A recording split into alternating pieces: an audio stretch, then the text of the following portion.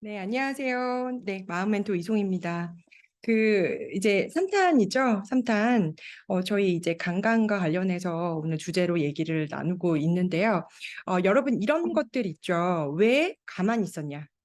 그러니까 그, 네가 만약에 진짜 강간당한 거거나, 그러면 네가 성폭행 당한 거면, 네가 저항을 했었어야지 왜 그냥 아무 말도 없이 가만히 있었어?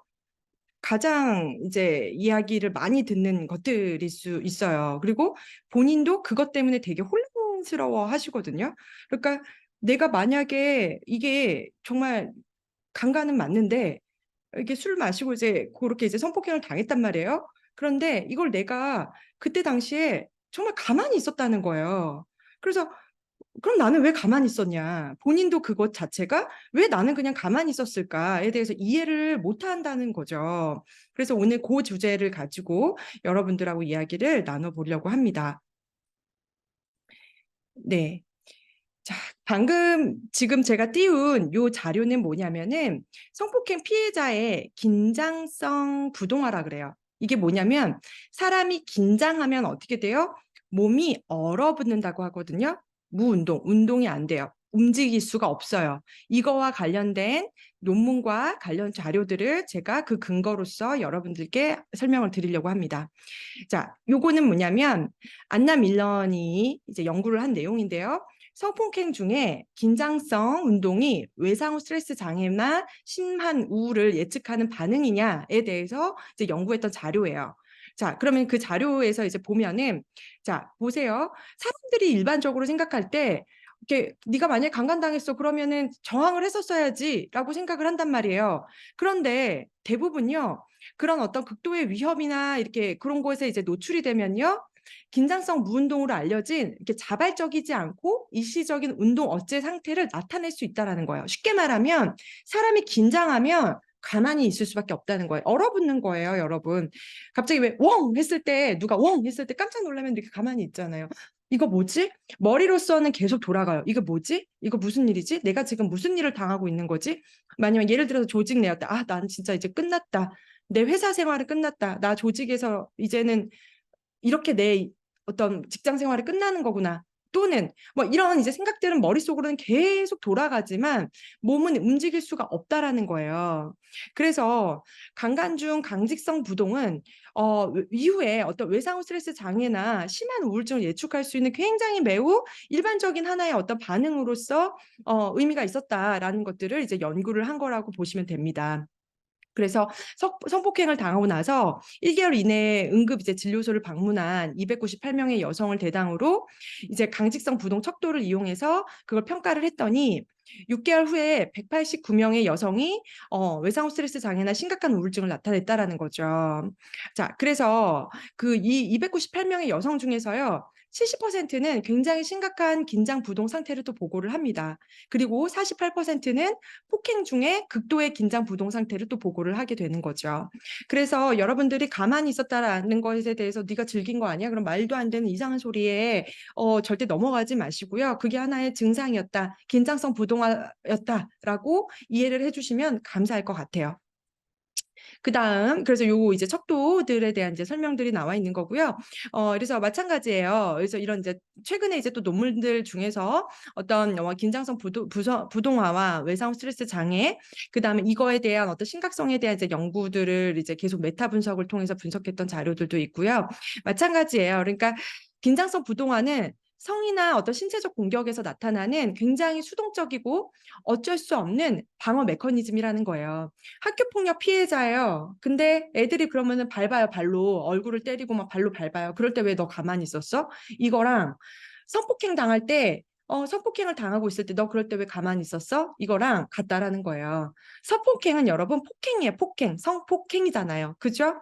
그렇기 때문에 내가 더 이상 여기에서 저항할 수가 없는 거예요. 긴장성 부동화인 거죠. 그런 반응으로서 나타날 수 있다라고 보여지는 부분인 겁니다. 네, 그래서 이렇게 이제 많은 연구들이 있고요. 자, 그래서 여러분, 네. 요 자료는 저희가 이제 또 자료도 이제 좀 더 공유도 하고 올려보려고 하거든요. 그래서 여러분이 왜 너 그냥 그때 만약에 네가 성폭행인데 왜 그냥 가만히 있었어?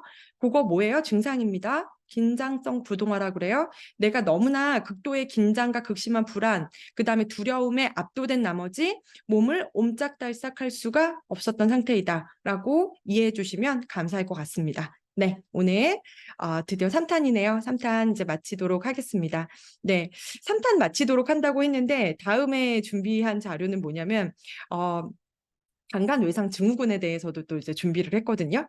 예, 그래서 이번에 조금 뭐 시리즈라고 표현하면 좀 그런데 이렇게 그러니까 예를 들자면 제가 이거 왜 준비했냐? 가스라이팅에 아주 가스라이팅을 당하는 것에 거의 초절정인 것 같아요. 그러니까 나르시시스트한테 당하는 것에 정말 가장 너무나 극도의 절대 진짜 당하지 말아야 될 그 어떤 성폭행 경험자들이 늘 가지고 있는 그런 죄책감을 조금이나마 좀 내려놓으시고 정말 여러분의 잘못이 아닙니다. 여러분이 부족해서 그랬던 것도 아니고요. 저라도 그랬어요. 저도 그랬을 겁니다. 네. 그래서 제가 지금 계속 강조하는 게 건강한 마음 상태 유지할 수 있도록 자기 돌봄, 자기 관리 잘하자는 얘기 잘 계속 하잖아요. 물론 일부 내가 취약성이 있을 수 있어요. 예를 들면 나 어린 시절에 학대당했거나 부모와의 너무 오랜 시간 동안 떨어져 있었던 시간이 많아서 건강한 어떤 돌봄을 이렇게 받지 못했거나 또는 굉장히 더 어린 나이에 이런 학대, 트라우마, 어떤 노출, 이렇게 충격적인 사건의 노출 이런 것들이 있으면 상대적으로 취약할 수밖에 없어요, 여러분. 근데 그거는 이제 내가 한번 나를 잘 이제 보살펴 보시고 이렇게 생각을 해보시고 내가 만약 어떤 약함이 있다. 예를 들면 이런 거죠. 나는 이렇게 건강이 약해, 체력이 약해. 그러면 어떻게 해요? 젊었을 때부터 운동 꾸준하게 하면 어떻게 돼요? 더 뛰어넘는 더 건강한 사람들 되고 뭐 그걸로 이제 뭐 국가대표 됐다는 얘기들도 막 듣고 하잖아요. 그렇게 만드는 거예요, 여러분. 약했다고 해서 그걸 그대로 내버려 두는 게 아니라 일단 첫 번째 예방적 차원에서 나 잘 돌보는 거, 마인 관리하는 거, 마인드 케어 하는 거 정말 중요하고요. 그다음에 설령 내가 이런 어떤 정말 끔찍한 사건에 노출이 돼서 이런 상처를 받았어요. 그렇다 하더라도 절대 여러분 잘못이 아니에요. 예. 그래서 이런 이제 근거를 가지고 여러분들한테 좀 꼭 설명을 하고자 했던 거고요. 네. 또 하나는 여러분 있잖아요. 끌려다니면 절대 안 돼요. 멈춰야 돼요. 그러니까 내가 성폭행을 딱 당하잖아요. 근데 만약에 같은 회사거나 조직이거나 이러면 어떤 경우가 있냐면 심한 경우에는 뭐 그것뿐만이 아니라 요즘 사이비 종교의 가스라이팅도 마찬가지잖아요. 그다음에 얼마 전에 이제 또 어떤 다큐에서 또 보고됐었던 것들인데 뭐 어떤 학원 원장이 뭐 수십 년 동안 이제 굉장히 뭐 성적 노예에 막 착취하고 이런 것들을 딱 보면은 TV에서 봤을 때는 왜 저렇게 당하고 살아? 이러잖아요. 근데 여러분 그런 게 막 당하는 사람이 그냥 있는 게 아니에요. 근데 이제 그런 것들을 이렇게 봤었을 때 뭐가 이제 공통점이냐? 내가 잘 요거를 자꾸 이렇게 어느 순간 내가 잘못하게 만들거든요. 그러니까 너도 똑같아라는 말이 듣게끔 자꾸 구조를 세워요. 예를 들면은 너도 나 사랑해서 그런 거잖아. 이런 말로 이제 강간을 포장하기도 하고요. 야, 네가 진짜 싫었었으면 너 나랑 왜 그렇게 계속 잤어? 이런 말로 또 사람을 꼬드기기도 하고요. 사이비 종교도 마찬가지잖아요. 네 발로 네가 들어왔었잖아. 이렇게 얘기를 하잖아요. 여러분 그거 자체가 다 노림수고 속임수거든요. 그러니까 거기에 절대 현혹되지 마시고 그거에 막 내가 만약에 마음 취약한 상태에서 당했다고 하더라도 절대 내가 나 비난하면 안 돼요. 예. 내가 나마저 비난하면은 그러면 나 너무 아프잖아요. 예. 그쵸? 예. 그래서 나 잘 돌봐주셔야 되고, 건강하게 상담도 받고, 치료도 받고, 뭐 필요하면 정신과 치료도 받고, 또 정말 이렇게 건강한 사람들한테 도움도 다 받고, 할 수 있는 거 다 하셔서 건강해지셔야 돼요. 네. 다시 말하지만, 제가 이제 1, 2, 3 이렇게 시리즈로 올렸는데, 내가 만약 가스라이팅의 피해로 인해서 성폭행을 당했다. 여러분 잘못은 없어요. 그러니까 절대 거기에 대해서 죄책감 갖지 마시고, 꼭 이렇게 잘 치유할 수 있도록, 하셨으면 좋겠습니다. 네, 감사합니다.